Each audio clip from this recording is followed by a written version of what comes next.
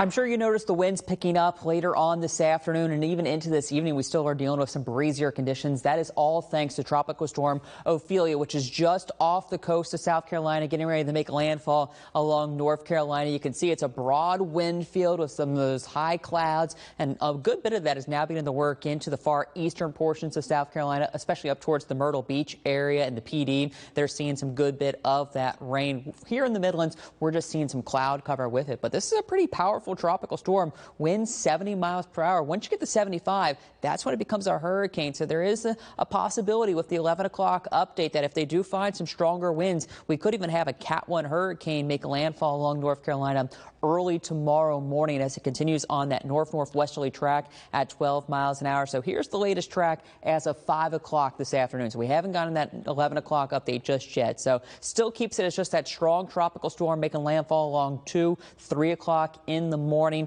and then will weaken as it pushes more inland by tomorrow afternoon. But let's take a zoom in look and see exactly where we're thinking this landfall might be. And you can see it's along the southern tip of the Outer Banks, Morehead City, and up towards New Bern. Looks to be the brunt that'll get this as it moves in early tomorrow morning. And then, as mentioned, it continues to weaken and lift up into the northeast as just a kind of a post-tropical low, bringing them some gusty winds and showers. Here's a look at the wind radii with this system. So you can see really just around the center is where we're seeing those tropical storm force winds. The rest of it in yellow, that's more or less tropical depression and just some gustier winds. But really the strongest winds is a very small field. So not a whole lot's going to get impacted by the strongest winds with this. And even by tomorrow afternoon, those really strong winds look to dissipate. Just some generally gusty conditions into the afternoon with those breezy conditions, and then it completely dissipates. So let's take a closer look at what I'm talking about that we can see here in the Midlands. So we have the cloud cover that's moved in over the last several hours and likely sticks with us.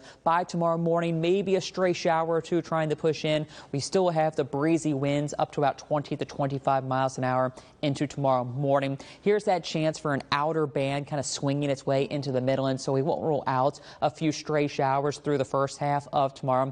But overall, a good bit of clouds, breezy conditions, the clouds even into the afternoon, but it does look like the rain is falling apart.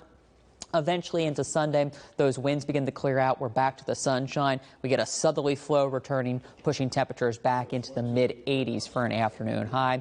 Rainfall amounts in the Midlands look to be very minimal at best. Higher amounts up towards Myrtle Beach, anywhere from a ½ inch to 1.5 inches, and then close to 3 inches out towards the Outer Banks region. So some pretty hefty rain for them along the coastal areas here. Just got some of that thin cloud cover. Temperatures, though, cooling off. We've got some upper 60s to low 70s here across much of the Midlands. Should continue to see those temperatures dip down into the lower 60s by tomorrow morning and then kind of stay in the 60s. We'll be lucky to get into the mid 70s with a good bit of clouds and that chance for a stray shower into the afternoon. So it will kind of have that fall-like feel for our Saturday. Sunday, though, again, warmer with the sunshine, 85, 87 Monday, and then clouds and the slight chance for rain returns by the middle and end of next week with highs dropping down into the 70s.